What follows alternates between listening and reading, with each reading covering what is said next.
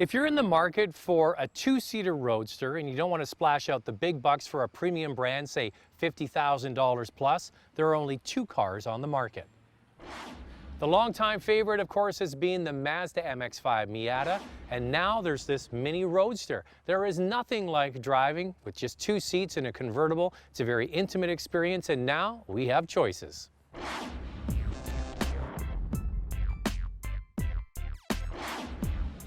The MX-5 starts at just over $29,000 and the Mini Cooper Roadster is roughly the same price. Now what this Mini has over the MX-5 is options. For example, this is the Cooper S version, the more powerful model. It starts roughly around $33,000, and for anybody that likes driving dynamics and a little bit of power, this is the one to get. If you really want a lot of power, then the totally souped out version is the John Cooper Works version, and that's almost 40 grand. Last season, we had a chance to drive the Cooper S Coupe, basically the same car as this Roadster here, but with a fixed roof. Make sure to check out that review at drivingtelevision.com.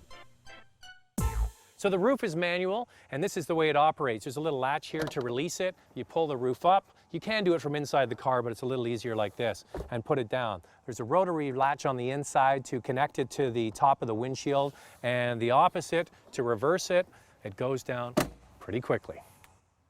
The Mazda MX-5 can be ordered with a manual roof like this or a retractable hardtop. It's a fantastic option and adds little weight to the car.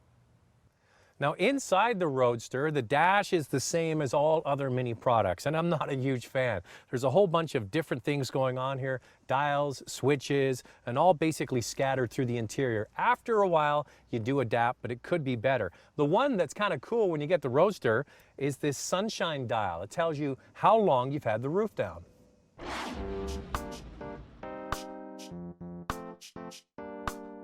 Be prepared to struggle with certain maneuvers like parallel parking due to visibility. The trunk has a surprising amount of space. This is one major selling feature of this car, a trunk that's actually usable.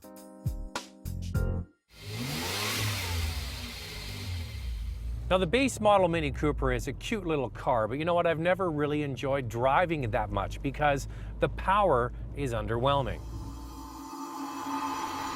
The model to get is this Cooper S. With a twin-scroll turbocharged 1.6-liter engine, it has 181 horsepower compared to just 121 without the turbo. 60 more horsepower in such a small car makes a huge difference. Then there's also the sport button right here by the shifter. When you push that, it makes the throttle livelier and also opens up the baffles and the exhaust. So when you lift off the throttle, you get all these pops and burps and little backfires that make the car sound so much sportier. You get this in the coupe, but it's much more effective when you have the roof down. Now speaking of noise, I found that the coupe had too much road noise coming from the rear cargo area and then reflecting off the back window.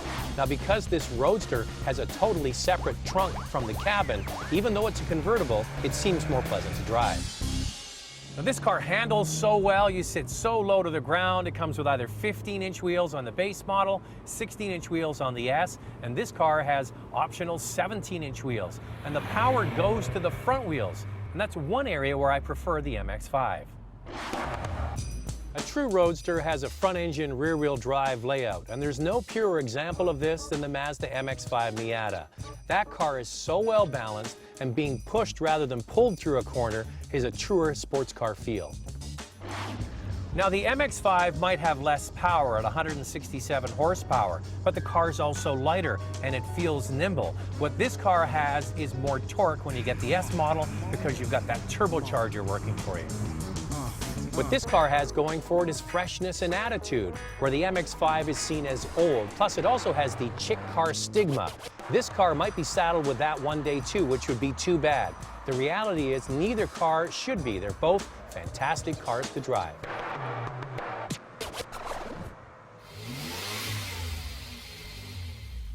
Now here's some good news. If you're a single person or a couple, you don't need a back seat. This Roadster is slightly cheaper than the four-seater Mini convertible. And you gotta hand it to BMW. They've done a great job of staying true to the original Mini design, yet keeping it fresh and modern. This car is a perfect example of that.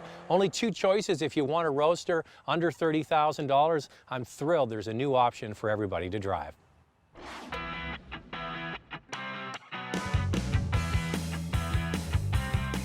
Interested in a hot new car? We have all the reviews of the latest models at drivingtelevision.com.